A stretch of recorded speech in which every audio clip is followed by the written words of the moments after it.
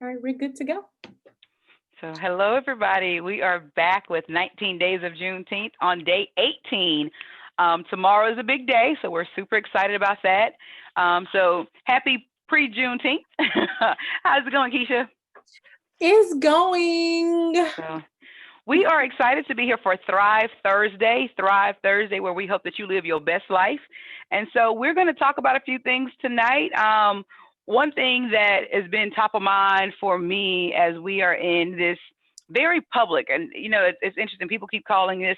We're in this new space, this new environment, and I mentioned this on another call we did that this isn't new for us.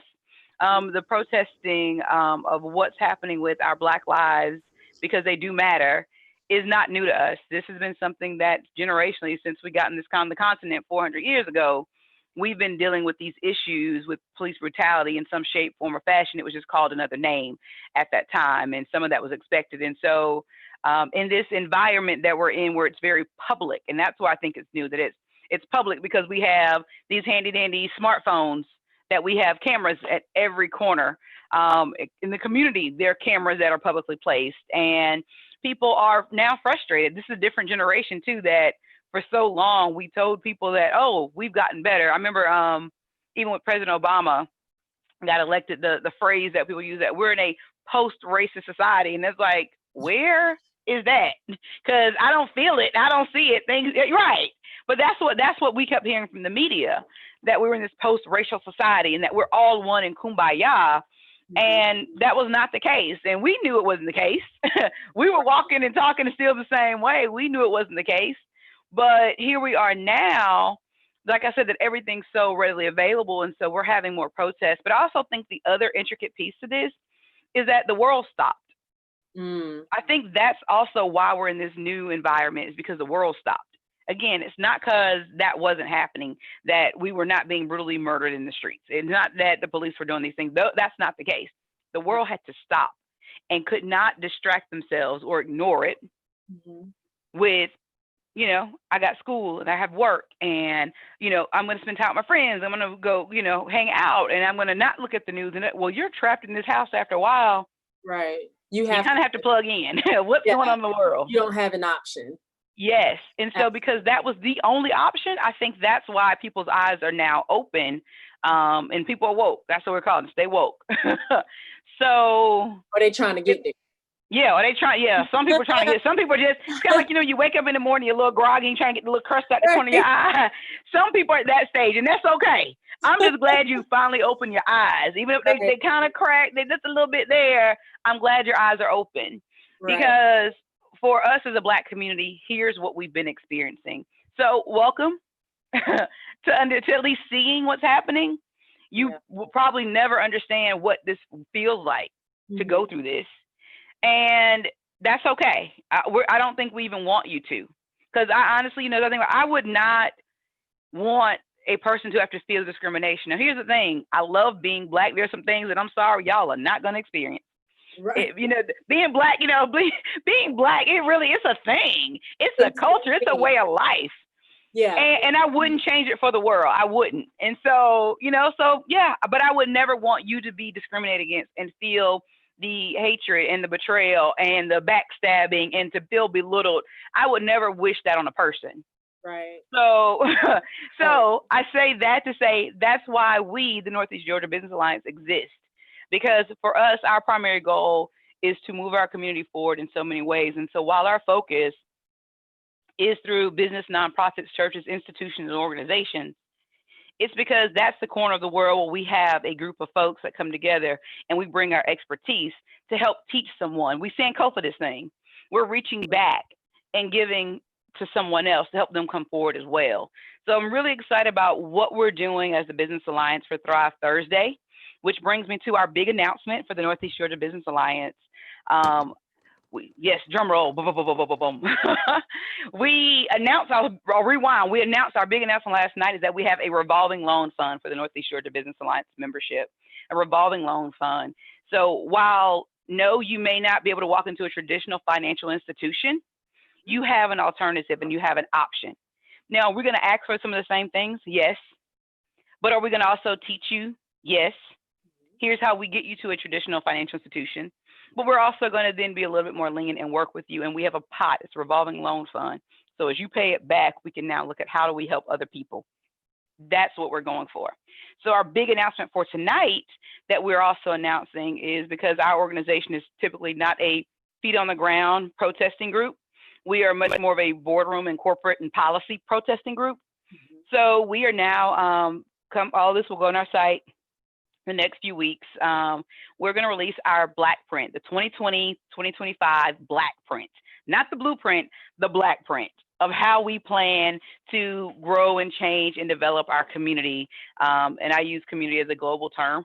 There will be some things that are here locally in Clark County, some things that we're going to be talking about from the state level, and some even at the federal level, policy. One of the things that's in the black print, just to give you a little snippet, is talking about, even from a business standpoint, exporting. That's a global environment. So when I really say the black print of how we plan to change our community from our local to global, that's what the black print is talking about. So I'm super excited about it. What do you think about that, Keisha? And Michelle, I do want to piggyback off of you saying export, because I get asked that a lot too. How can I get my goods out of the country? And recently, well, Michelle, you know that I'm a part of the Lead Athens class of 2020, yes. But I've met some great people who work at the port of Savannah, who are actually connecting me to individuals who can help us get our products overseas and mentor us in that process as well. There's a lot of information that I just did not know. That I was just like, whoa, you gotta have all that to do that. But the thing is the information is there and they are willing to help. That is not something that I don't think it costs. Just to get the information, I don't think it costs. Yeah. So I mean, the information is out there, guys, and you do have opportunities. So I'm super excited about the black print, because I don't want to spoil it, but when it comes on the website, I think y'all will be just as excited just to see the action items in the agenda that the Northeast Georgia Business Alliance is taking on and has. We've been really working hard, and I would say Michelle has really been working hard on the black print. That's her baby. But I am really excited about making that a reality for us. Yeah, so. I will do this. I will give kind of our 4 basic principles that we're going to follow in this black print. The first one is to bolster the American economy and allow black businesses to thrive. And that's a very loaded one. It has a lot of points that come under that. And it's talking about one of our main primary things, accessing capital and worrying about contracting. So accessing the capital, again, back to our revolving loan fund, right? But then also looking at what other opportunities exist in that space. What are some hurdles that we deal with? How do we overcome that? And then talking about contracting. This is something that we're going to hit even much more, and this is going to be very much more local. We talked about bringing back different programs that Athens Clarke County Unified Government used to have, primarily the Minority Business Enterprise Program. And it was really designed to say we would have X amount of dollars or percentage of our budget in some shape, form, fashion, make sure it was dedicated to minority businesses. And we need to bring that back online. So advocating for those kind of things. Also, the one thing that we hear all the time, and this is more, it's not even a pet peeve of mine, but it's one of those things that I don't think people realize what they say. I used to get that, oh, you're pretty for a black girl, right? And it's like, but I was giving you a compliment, and that is a backhanded compliment. Here's one of those other things, and this is just Michelle Pearson personally speaking. That's why y'all getting this. Y'all getting a piece of me. That I keep getting, do you have a list of black businesses? And it feels like a backhanded compliment to me, because for a couple of reasons. One is that you think that there's so few of us around that we keep a small list, right? The other part that it does is that it also means that you don't expect us to be growing and changing and evolving and thriving. Businesses pop up every day. So do black businesses. So it's not an all-inclusive list. So if you do have a list, it's probably outdated. It probably isn't accurate. So one of the things that the Business Alliance has taken on, we have our MOB, our Minority Owned Business Directory. It's a live, living directory. Now it's your responsibility as a business owner to add your business there. The base cost, if you want the basic just to say I exist, it costs $1, period. $1. And the only reason we've been charged the 4 quarters, the only reason we've been charged the 4 quarters, because it keeps the spammers and the trolls away. We were getting so many messages when we didn't have it set up, when it was just free, that we had so many spammers and trollers just sending and posting businesses that were not legitimate or even not appropriate online, that we charge $1 because guess what? They too cheap to pay $1 to not post. Right. So that's your basic. And then there's some different tier levels that allow a business to grow and thrive, because our top tier level for a business that actually doesn't have a website, they can actually post their products and sell it through the directory. How awesome is that? So talking about entrepreneurial resources in this program is one of the things that the Black Print lays out. The beautiful thing is that it has grown so much. We've had requests just from other locations around our state that we're going to go from MOB Athens to MOB Georgia. So come July 1, you'll see a new logo. It'll look very much the same, except the logo, instead of saying Athens, it'll say Georgia across the bottom. The website itself will still be mobgeorgia.com. So very similar feel that you are used to. The site will look about the same. But the fact that we get to expand and look at networking with other businesses across the state is super exciting. Primarily what you were just talking about, Keisha, with the relationship with the port. Right. How do we build and grow that network and evolve, right? Because here's the thing, when people do ask, because they ask, do you know Black businesses? That is the list. Besides our membership list, that is what I look at, guys. Like I don't know to promote you if I don't know you're there. Yes. So people ask me all the time, especially in community partnerships, or like if there's an event going on and someone wants a Black caterer, or someone wants, I don't know, someone to make some t-shirts, but they want them to be minority. I get contractors all the time. So these are my contractors, and contractors, I know that they really don't do a whole lot of technology. If you are a painter, if you are a plumber, if you do heat and AC repair, electrical repairs, any type of just any construction work, anything in the contracting space, people are looking for that. But we don't know how to find you. And even sometimes we do. Yes. Yeah, real estate agents. I mean, please. We want to know you exist. Here's the one thing that, especially in Athens, that I don't think people realize. We are such a transient community. We get stuck in our space. Yeah. So, and I say we because I'm a local, right? I grew up here. If I want to get my hair done, I know to call. If I'm looking for an electrician, I may not know somebody, but I can post it on Facebook. I have enough friends and local that I can get a few recommendations. I think actually an electrician and a painter. I looked for one last year for my rental property. And within an hour, I had 10, 15 people posting me people, right? But what you don't realize is that Athens is so transient that there are people that come to this community and they're looking for some of the services you have to offer. Here's the caveat, which is why when people ask that list of Black businesses, that bothers me to some degree. I want a business who is going to do the work right. And most times it happens to be a Black business. It just is. And so in that space, it's like you can be competitive at any level, any rate. Right now, we're in the environment where people are very conscious about trying to support Black businesses. So then they make a very conscious effort to do so. But again, for me, that's my natural way of marching. I want to know who's doing it, who does it right. And if it happens to be a Black business, great, because that's what I'm looking for. But that's where I start. MOB is where I go first, because I want to know you exist. Right. So I think that's one of those things that I'm really excited about when we talk about what's going to be in the Black Print, what rolls out. One of the other principles that we're going to highlight in there is preparing and supporting each other for a generation of Black leaders. So preparing and supporting each generation of Black leaders. This talks more about, back to the Business Alliance, our training program. We talked about in the fall, we may transition it to be Zoom now, of doing almost a board development type session.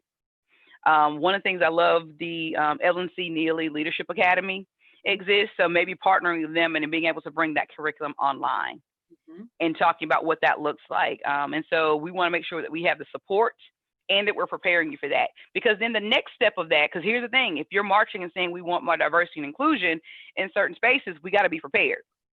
So then that gives us the space to have a list of people, because I get calls all the time. Keisha gets calls all the time. Shane gets calls all the time. Like, hey, our board's looking for a new board member. Would you be interested? And most of the time, I told y'all my answer is no. I'm full. I can't do anything else. So most of the time, my response is no. But I want to say, no, I can't. However, what qualifications are you looking for? Right. Is there a certain area? I want somebody, you know, who has kids in school. I want somebody who actually understands the food industry. I want somebody. So then I can look at our list of people who we have prepared and that we have trained, that I can say, here are 2 or 3 folks. Right. Reach out to them and see what they have going on. They may be your folks. Right. Because that's how we're going to put diversity in spaces that we need diversity. And that's how change comes about. Exactly. Exactly. So our third principle that we're going to highlight in our Black print is responsibly support a vibrant workforce and sustainable life community. I think that kind of self-explanatory, but I'll dive into that one too.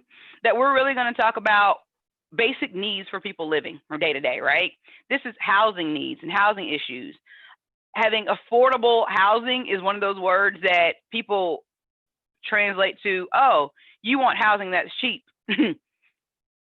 Some people need housing that doesn't cost a whole lot, but some people, their affordable line is a $250,000 house, and some people's affordable house is a $100,000 house.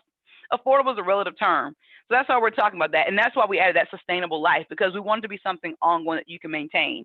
I was in the mortgage industry I went back to the mortgage industry when 2008, 2009 happened. I went back in that fashion and more compliance standpoint. And the thing that I was seeing come down from the feds about why they're changing rules and what rules are changing mostly revolved around how people were allowed to self-verify, how institutions were having appraisals done that were done improperly. I mean, it was so many different things. But I know that it was not sustainable when I look at certain people on paper. I'm like, they should have never been qualified. The worst part is that it was people of color, more likely than not. Not everybody, but more likely than not. They were put into different, I call them funny mortgages, things that didn't make sense.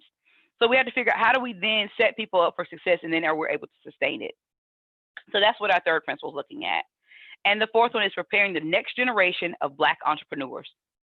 This is what we do every day. This is back into our wheelhouse, our normal, the Money Smart program, things that we were talking about. This is what we do. This is where we actually shine as a business alliance already.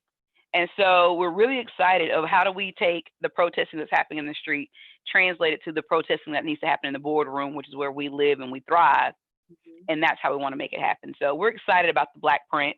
It will be available on our website. And you can share it, you can cut it, paste it, give us credit. That's all we ask. That's where it comes from.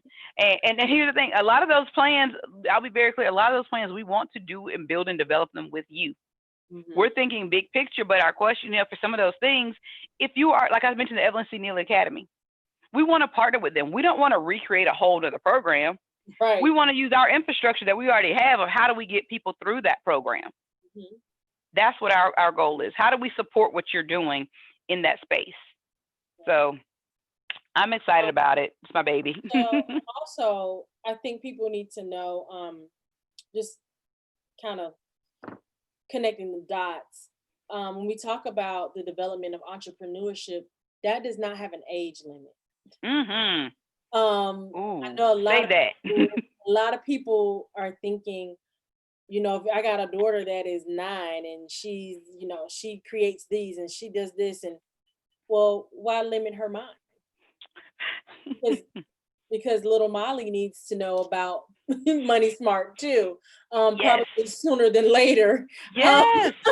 So that there is no age gap on being an entrepreneur. So if you are, like I said, 9, if you are 69, there is no limit, guys. Like, you can sign up to be a part of our Money Smart program at any age.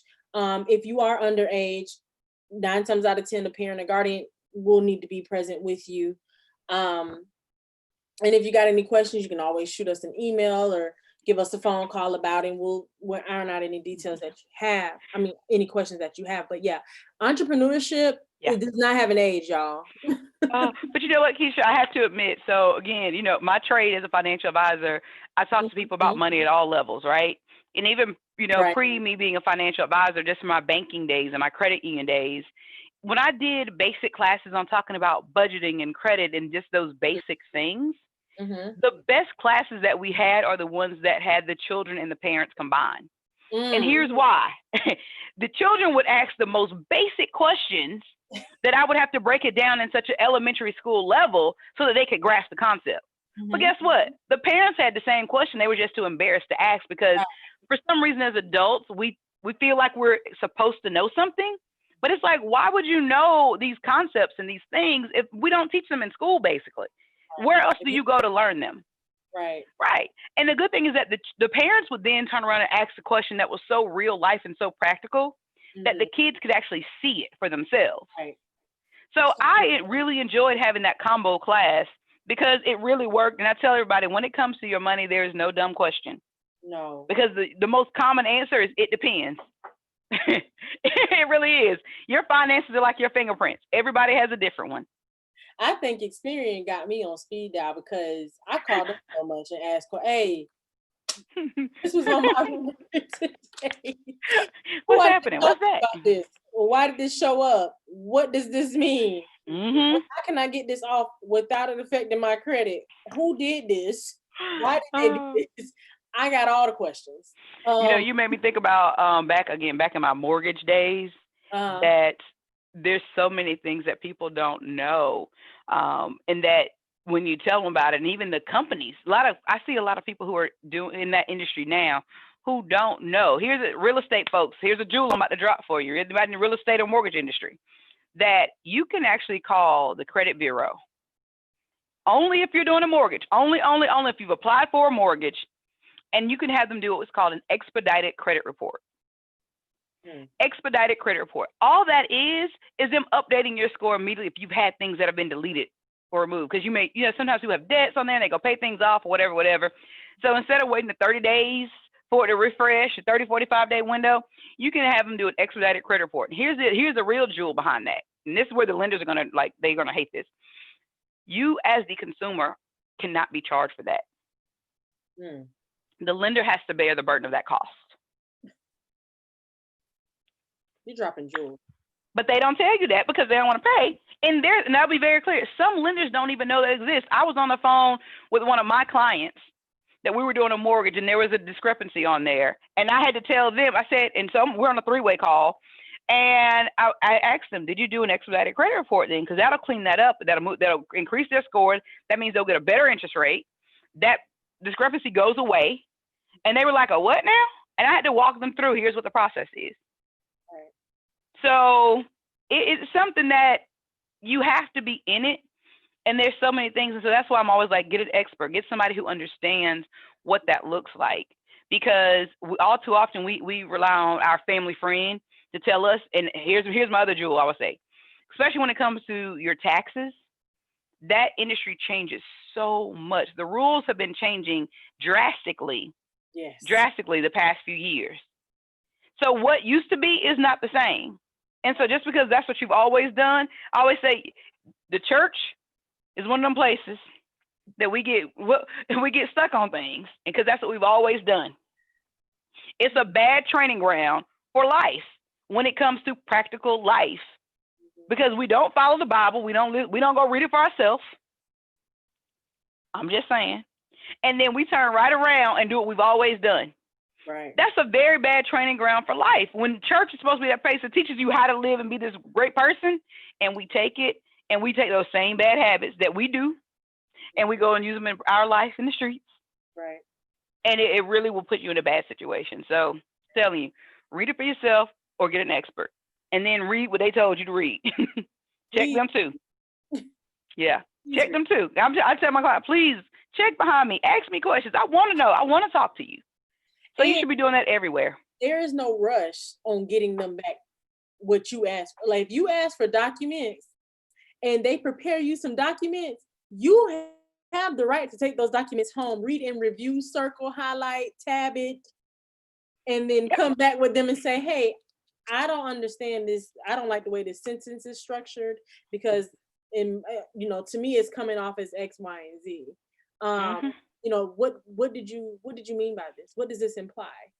Yep. Asking those questions, because they're even as ED of the Northeast Georgia Business Alliance, when I'm making different collaborations with people, I have to ask questions when we sign MOUs. They have to ask questions. Yeah. And I want them to ask me questions because I want to make sure that my point is understood, and I want to make sure that their point is understood, so that we don't have any problems with partnerships or collaborations in the future. And it's the same thing about whatever you are signing up. If you're signing up for a mortgage, or if you're going to get a mortgage, take that paperwork, read it, read it. If you don't know what it says, call somebody. Look, call us. That's what we do. I'll find somebody to help you, baby. Because that's not how we want you to be set up for success. Like, that's not success. Right. Someone blindsiding you is not success. This is Thrive Thursday for a reason. We want you to thrive and grow and develop. This is why we're having this conversation. People had questions, brought questions to us about the PPP and EIDL loan. Absolutely. Yep. Let's review. Mm-hmm. Let's talk. Yep. But those are the kind of things that you have to, as a grown person. Yeah, right. As an adult, just in your life. You have to be able to, hey, you know what? I don't understand this verbiage. I need you to break this down. Well, you got Keisha, who's a consultant, and Michelle, who's a financial planner. Look like you right here. Between the two of us, I'm pretty sure we can tell you what that means. Right. So that will be my takeaway and my jewel I'm going to drop. I can't drop all the financial jewels like Michelle, y'all, but I can drop some little chicken nuggets here and there. Oh, but you made me think about, I remember the first business law class I took in college. And I remember that our professor, and if any of my Piedmont folks listen, you'll know what I'm talking about. Our professor, she said, the first rule of business, get it in writing. And I was like, that's simple enough. Get it in writing. Okay.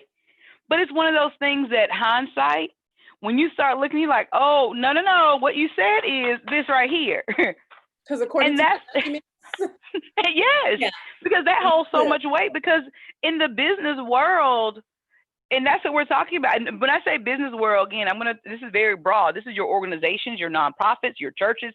In the business world, you have to be able to say, here's what we agreed upon. If you do have any discrepancy. And a lot of times, let me even tweak and translate where that falls apart in just our basic consumer spaces right now. That we have people that may walk into a restaurant and not have proper service. They get upset. We go to social media to display that. And I'm not saying that's right or wrong or good or bad or whatever. The thing is that the reason you get upset is because you had an expectation that you don't feel like was met. You had an agreement. I'm going to spend my money on this thing. You will then deliver me back this thing in the way I thought it was going to be. And because we don't agree upon it, now one of us is upset. Right. And so we see that all the time in business. That's, again, a receipt is just as valuable because that's your agreement. That's the proof. And we forget that with a card because we swipe so much a lot of times. But if it's itemized, your card does not itemize. That can be a problem sometimes. Right. So it really is. So like I said, I see it all the time, and I hear people. I'll use that to pivot to one of my pet peeves. Another one of my pet peeves. I have plenty of them. I promise y'all. It's Gemini season. I have lots of them. Oh God, get me out of the season. Gemini season. Yes, it's the best time of the year. Skip past the Leos, skip past the Virgos, skip past the Sagittarius. Yep, and come back to the Gemini Aries season. And come back to Geminis. No, right back to Oh, but part of the other thing is that when you have issues with business, here's one of the things that I hear all the time and always hits my ear wrong, is that when people say, well, I don't support Black businesses because they don't get the best service, or I had a bad experience, fill in the blank, right? This my face. And here's why, because I always ask, so you telling me, and I'll use the restaurant that I see on social media all the time. You telling me you went to McDonald's and didn't have a bad experience, but you still go back? So why don't you support that other business owner? The ice cream machine down. Don't ask me how I know that. Oh my gosh! So I had to tell you, yeah, the ice cream machine always down, right? But I had to tell you this. So with here in this coronation that everybody's been on, McDonald's made a Twitter post in regards to them opening back up. And they were like, "Oh, what song should we play?" And so, people started listening to songs, and then somebody posted, "My milkshake brings all the boys to the yard." Somebody's Twitter response, "But the machine broke right now," and McDonald's responded back, "Ouch," because they knew that was the thing. It's the truth. It's the truth. It's the truth. And I was like, the fact that they know. But again, the fact that everybody know that the ice cream machine broke means that we expect it to be part of their service. So you're accepting subpar service. Here's what I'm not saying. I'm not saying support a business that gives you horrible service. No. I'm saying take the time to talk to that small business owner and say, here's why I feel like the service was what I expected. Absolutely. And I will piggyback off that. A lot of people don't know that my background is in hospitality management. So I spent years and years in Orlando, Florida, studying hospitality, customer service, Disney, yes. Chick-fil-A, Publix, like all of these case analysis that I was on. And I will honestly say it is so true that repeat customers are the ones that you treat the best. But you want to treat every customer, every client, like they're your best customer, even if they're your worst customer. And I think that's something that we struggle with a lot, because it's one. I mean, I struggle with it because initially I'm feeling like, okay, who are you talking to? Not your child. But in a professional stance, there are always going to be instances where you have a difficult customer. But one of the things that we had to do a lot at UCF at my school was we had to take these cases and analyze these cases. Not only was reading them, we had to go through them. So we had to do a lot of shadowing. We had to do a lot of internships at the Westin, the high-end Westin, all these high-end hotels where customers could be pretty snobby. And here I am, and I had to play the role of a housekeeper. Ooh. Yeah. You talking about challenging? When you're talking about belittling because of the dollar amount, because they think that you don't have any money, but they don't even know that you're a college student playing a role. They think that you really are a Black girl housekeeper who probably needs this job, and if she don't do her job right, she already living paycheck to paycheck. Yeah, that. Yeah. So it was hard to even go into that role and that mindset. But one of the things that I did learn was the empathy card. When you empathize with people, that carries over. And what I mean by empathy is you stop, you hear your customer out, or you hear your client out, you empathize, okay, yes, either you agree or you don't, but in that moment, you're going to understand what they're saying. You're going to have some type of empathy for, okay, wow, that's how they feel about the situation. My mom always called it what does she call it? The sandwich, the yes, no, and the yes. So you start with the high note, then you have your negative point, and then you end on a high note. And that really does work in a situation. And that's universal with with Michelle's field, with my field, especially with hospitality. But if you're a therapist, it works in your field. Because everybody is not always on your side. Right. Same thing in the doctor's office. Everybody's not always on your side. So just having empathy and understanding that the customer's always right. I didn't really say that cliche, but it's really true. They really are. And here's what, and let's unpack that, because part of the reason the customer is always right because they always are coming from their experience. Yeah, that's what makes them right. It's not that they may not factually be right, but it's because they are right because that's their experience. That's their experience. So and I will say the one thing even in my business that I have the luxury of doing is I can fire clients. I don't typically have to do that a whole lot because our office, we do a screening process to make sure we're even a good fit. So, and again, remember I talked about that expectations, and because you thought this, so we have a whole conversation with expectations. Right. Here's what I do. I've had to tell people, especially in the coronacation time and people watching the news, like, Michelle, I want to buy stock. And I'm like, okay. And I have to tell them, for me, I don't want to be a day trader. I'm not that person. I want to help you truly as an advisor. I want to have a full conversation, you as a whole person. Mm-hmm. Let's plan. I do long-term planning. So you wanting to have I want to buy a stock, I'm probably not the best advisor for you. Right. I don't enjoy that side of my job. Do I like picking stocks? I like picking stocks if they fit your goal. Right. But I'm not going to say let's buy and sell, because here's the other part. Being stuck to a computer to day trade is not where I'm at. Right. That's not where I'm at. I want to have the serious long-term person who's saying, I have a goal, let's get on it and let's plan. I like developing plans and then executing the plan and then following the plan. Right. And so I think, again, I have the luxury to fire people or not even hire them. But guess what I do if that's probably it? I will say, I'm probably not the best advisor for you, but let me help you find one. Because there are some advisors that enjoy that side. Mm-hmm. And so, but you, like you said, you have to leave everything on a positive high note. You have and for me, you have to always come from a service side. You have to always come. And that's why your industry, when you talk about hospitality, it's so important in any business. You have to think like you are the customer or the client. You have to, yeah. And it's a difficult thing for folks to do. It is, but it is possible. But going into it, setting that expectations, like you were saying, Michelle, that's an intricate part of it too. Because when you set the forefront of your company, okay, for instance, let's say you have a boutique downtown and you get a lot of college students coming in and out there because, mm-hmm. That's where UGA is. Okay, and let's just say, every time they come in, clothes are always thrown on the floor because, people shop and stuff fall and all of that. Okay, well, maybe your expectation should be to meet them at the door, smile and say, hey, how may I assist you? Oh, what were you looking for? So that way, that's not you being too, you're not being too much. Yep. You're just literally meeting them where they are. You're meeting them, hey, oh, I saw something. Actually, I had something in the back and I think it will look perfect on you. Let me go run and grab that. So you kind of derail them from either combing through, or you ask them, what's your budget? What are you looking to spend today?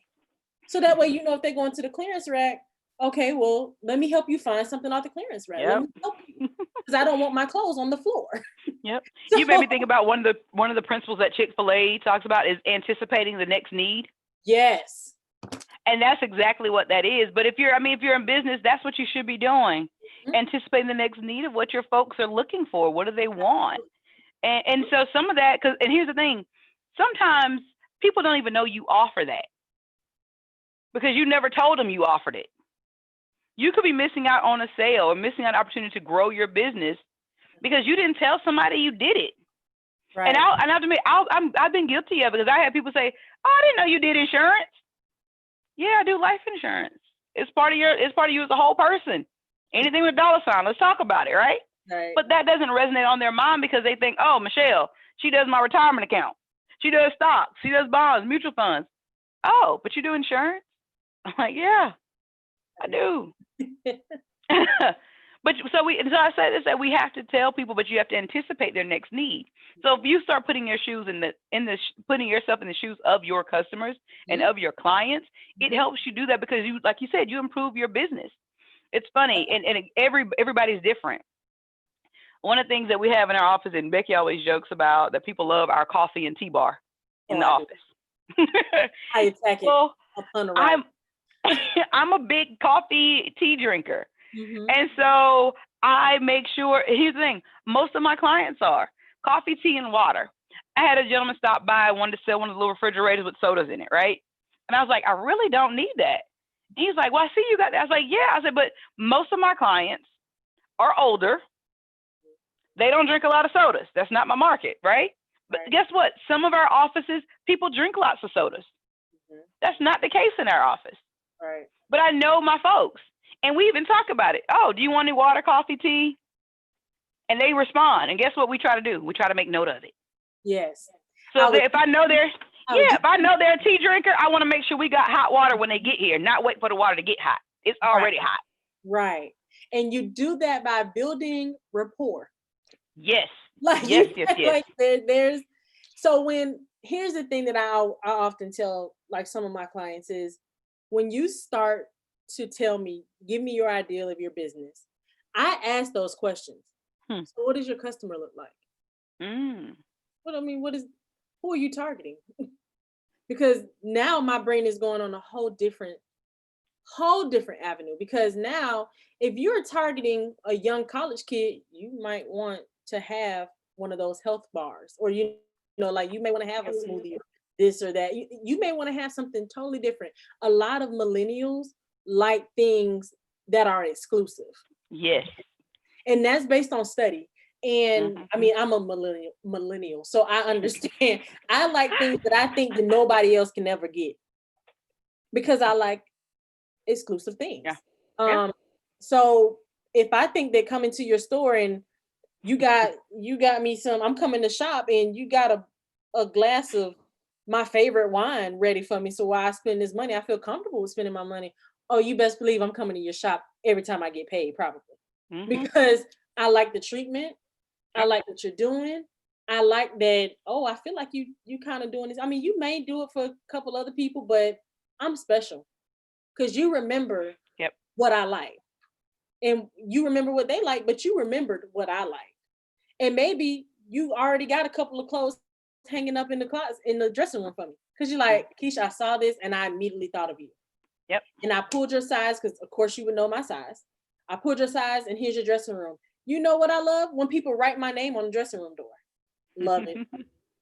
And David's Bridal is not the only one that does that. So exactly. Right. Right. That's something. Those are little, and I'm dropping a lot of like little nuggets right now. So hope y'all take a note. Yes, because those are things that really engage and keep your customers returning and keep you able to thrive. Yes. Because that customers repeatedly coming back. They love your service. And then if you have an issue with them, you do it on a personal level, like send a note. Right. Yes. The print got thank you cards.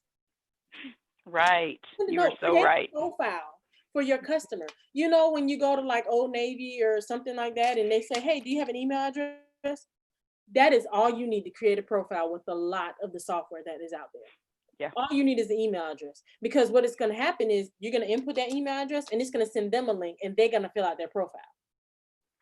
You know what? You said two things that just like jumped out to me. One is doing those little special things for folks, right? And as you were saying that, I was like, in my head, like I can think of several clients that we got to find like, all right, love you. To my client, because for me, my clients are family. That's why I said I have to see if it's a fit. My clients are family. This is the best group of grandmas and grandpa. I have one client, every time we talk, she lives in Atlanta. She says, all right, treat me like your grandma. And I'm like, yes, ma'am, I do. Because it's like, if I had my grandparent that you'd work with their retirement account, I want somebody to take care of them like that, right? I know that this is very serious. So I have the best group of grandma, grandpas, aunts and uncles, cousins, sisters and brothers. I mean, because my clients are like family. And so we treat them like family, because it's just as important to us. And so it's like you want to make sure that you are doing business with people you like, and people that like you they're doing business with you too. Because if not, you become miserable and you don't like what you're doing. And it starts to show up. And I think that's what you're talking about. It starts to show up when you aren't happy with what you're doing and when you don't like what you're doing. Right. So that was something that jumped out. I've been to many, I hate to say that, I've been to many businesses that I'm just like, oh, I'll never come back here. Yeah. I don't like your attitude. When I walked in, I have done this over and over. If I walk into your business door and let's just say you're not there in the bell chimes and you still don't greet me. Yep. Oh, I'm out of the door. I will not spend $1 with you. If I go into your restaurant and you don't say hi, I will leave. Like, I will not eat at your restaurant because I don't feel like I'm welcome there. And I don't spend my money, my hard-earned money anywhere where I don't feel welcome. So those are little takeaways. See, I'm the person that will tell you. I'm like, so I'll find you. Hey, how y'all doing? Oh, y'all must be having a rough day today. I didn't know y'all didn't see me come in. And it's not that I'm trying to be funny. I'm trying to give you a little tip. Like, hey, what's going on? Chance, honey. I'm Leroy Rouse Jr. daughter. but here's the thing. You are probably like most people. That's the thing. You are like most people. Yeah. And so that's the scary thing for business owners that they aren't thinking about.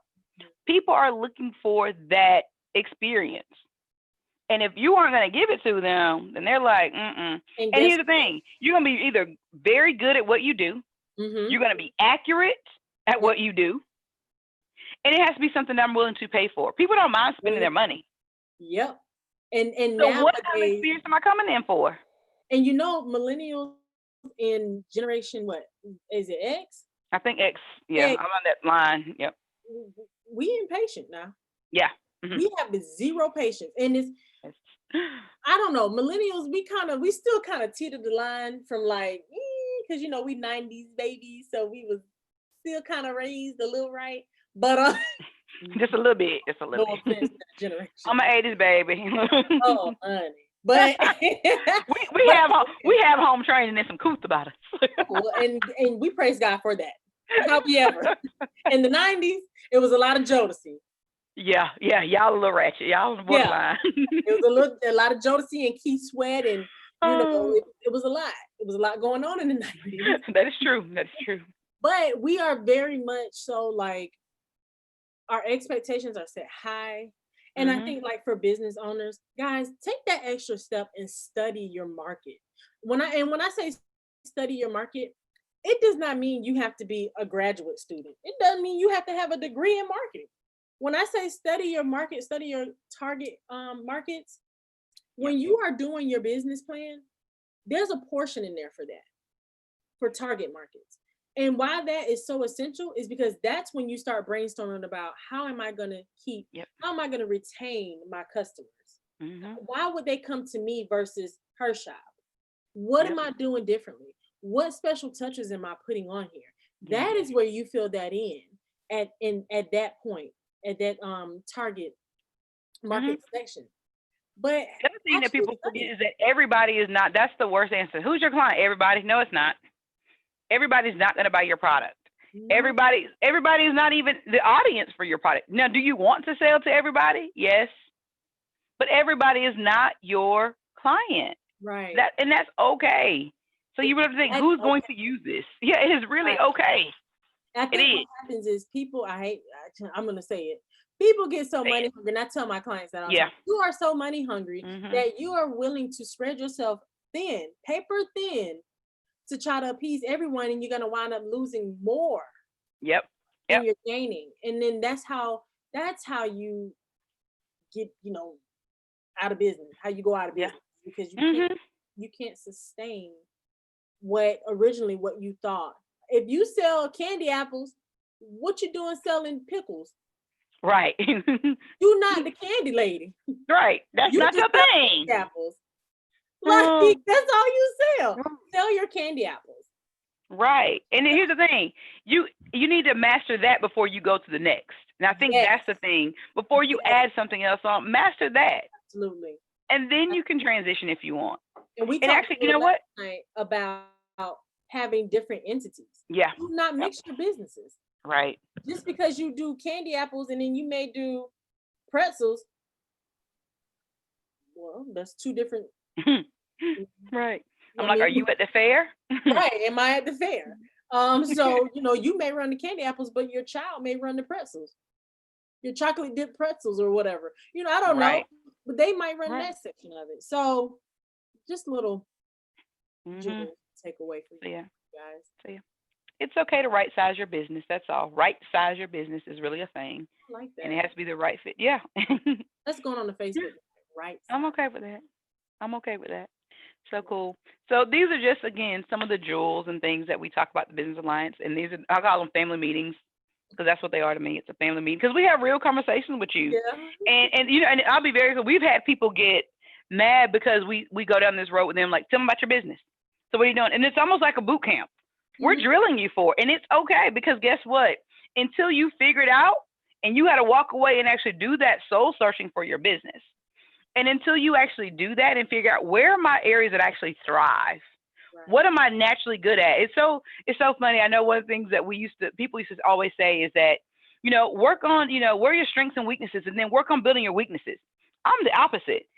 Figure out your strengths and weaknesses, and then work on your strengths. Make your strengths stronger. And if that's your weakness, what level are you doing it? Because you may need to find somebody else to do it. Pay somebody else to do it. Hello. It's okay. You need to have a core understanding of it, but work on your strengths and then capitalize on that and push forward on that and just keep drilling down and improving your strengths. Absolutely. And it's okay. It really is okay. So happy Juneteenth Eve, everybody. We are on day 18 of 19 days of Juneteenth. It is Thrive Thursday. We hope that you pick one jewel up out of all the ones that we put down that will help you thrive in your business, grow in your business. And by business, I mean all the entities and organizations. And yes, that means you too, churches, because you guys got to think about that too. So it's a place, how people feel. They want to feel special. How do you keep your members? Yes. And how do you get younger members, right? That's some things that they need to be having conversations, because we keep saying, what do young folks say in the church? Have you thought it's probably a reason they aren't there? Something's happening. And it can't be old school. I bet there have probably been more young people looking at your churches as you've been streaming, because they've been wanting streaming services, especially young parents. It's hard to get out the house to come to an early service when you got kids. It is. You have young folks like me. It is a struggle. I apologize now to Ebenezer Baptist Church West and the Greeters Ministry, because sometimes I'm there and sometimes I'm not. Because guess what? Sunday was the only day that I get to kind of sleep in a little bit. And so it was a struggle for me. And I get up that time during the week, but it was like Sunday, I think by that point, 6 days, I'm like, okay, I can't get up another 7. And it was a struggle for me. It really was. But guess what? I made it to church on time. I made sure my tithes got there, even if I didn't. And so streaming has been a beautiful thing for me. So I apologize, Ebenezer Baptist Church West. I'm going to I love y'all. Apologize, Ebenezer Baptist Church West, because, I've been up and down the highway, literally. So, I'm going to try to catch y'all next Sunday. But the streaming, love song, you doing right. Hey. We catch the streaming. Yep. Yeah, we like that. Actually, I got to visit other churches. I stopped by Brown's Chapel on Sundays. So I got to visit several churches, and so it was really interesting. I was like, oh wow. And I had to check, like, we should do that. Are we doing that? I need to check on that. So it was really interesting. So again, this is the reason why we want to get together, to have you talk, have that family meeting, because we can all grow and learn from each other. So happy Juneteenth. Tomorrow is the day. Tomorrow is Juneteenth. We will actually be doing this conversation at 4:30 p.m. We're doing this conversation at 4:30 p.m. for a couple of reasons. At 4:30, the first thing we're going to have our moment of silence, our 8 minutes and 46 seconds of silence, just to pay respects to George Floyd and all of our ancestors before him that have gone too soon across the board. And so we will take that moment. We will have a Juneteenth, Toast to Juneteenth celebration as well. But we also hope that you will go out and enjoy some of the other festivities. I know here locally in Athens, Clarke County, there is a march that is scheduled for 6 p.m. They are meeting at Ebenezer Baptist Church West, 205 North Chase Street. So if that's something you want to participate in, make sure that you're at the church by 6 o'clock, because that's when they plan to leave. So we're going to go live for about 30-40 minutes tomorrow at 4:30 p.m. So you will see us there. We will do our toast, and we will do a good recap, and we may invite some of our other guests from the previous weeks back just to say hello and check in. And thank you guys so much for joining us. We've had fun with this 19 days of Juneteenth. Send us a message if you want to see something different next year. You want us to have a different conversation. We might do this again. We might do the festival. I don't know. We're going to play it by ear and see what Corona's going to have us do, right? Right. We're going to let Corona lead the way. Yep. We're going to follow God's path, but look, followed by Corona, because God, let me just say this before we hang up, because before we get offline, the one thing that I definitely think, I had this whole thing in the shower this morning. I do a lot of showering and driving. I have all these crazy ideas. I realized, I said, I remember seeing so many posts that, my 2020 vision. I said, what if God is giving us this 2020 vision and made us stop and sit down? Because think about how many things were really revealed to us. As a country, we thought we were this powerhouse, and Corona sat us down. When we had to deal with all the injustices that are happening in our community, God brought them to light and made us stop and be still to watch them play out and say, now what are you going to do? This is not the very rosy colored America that we all said it was. And we now started seeing it, right? And I was like, and even physically, we were like challenged just with like, whoa, I thought I needed this contact with this person. And some of y'all had to stay at home by yourself and really have some 2020 vision internally, right? So I was like, maybe this 2020 thing is onto something. God's hitting the reset button for us. This is Michelle Pearson talking. Yeah. And that's how I see this. I was like, so I guess it's really the 2020 vision that we all plan for. There's so many things that we know that we would not have planned for this year when we thought we were in control. Right. And now that we know we're not in control, we had to do things differently. And there have been some positive things. I think about, again, like even the social contact, when we're looking at social media, how people had to figure out, all these people who were told you couldn't work from home when you had kids and struggling, especially when I think about women. You can't, we all work from home now with your kids, but there's so many things that we can do, and we have to rethink and reshape what we got going on. So 2020 vision is real, huh? So 19 days of Juneteenth. I'm like, ooh, damn. Yeah, you had all these plans. We had plans. That's all. Yeah. But maybe it's the reset button. God said, let me let you cleanse out and start over and try again. Sure. Do it the right way. So well, thank you, Michelle, for hosting all these nights. It's been lit in my it's been very lit. I'm so happy that we were able to check in with people and still do something interactive. I was so worried about us not being able, because I don't know if you guys knew, but we were going to do this festival, a 5-hour festival this year. And of course it got shut down, and we were just kind of like, no, for so long. So that was, to know that we have been getting, TikTok challenges, engagements, all these different things we've been doing. And you guys have been like super responsive. I'm so proud. I'm so happy. Yeah. And I think, we'll try to do more online, going live things, so that way we can engage with you guys. I don't know if it'll be every week, guys, but yeah, I don't know if we can handle that, because let's be clear, we're busy doing the work. That's the one thing I have to remind people when they say, "Oh, why aren't y'all doing this?" I always say, which is why I don't show up to things, like I'm actually busy doing the work. Mm-hmm. We have to do the work. I'm sorry I wasn't protesting with you. I wasn't. I was actually writing a black print. Yeah. To make sure all that marching you were doing actually paid off somewhere down the road and held somebody accountable. Right. You're right. That's who I am. Well, guys, I think that's it for tonight. Yes. Yeah. So cool. I think so. At 4:30. That's right. Bye.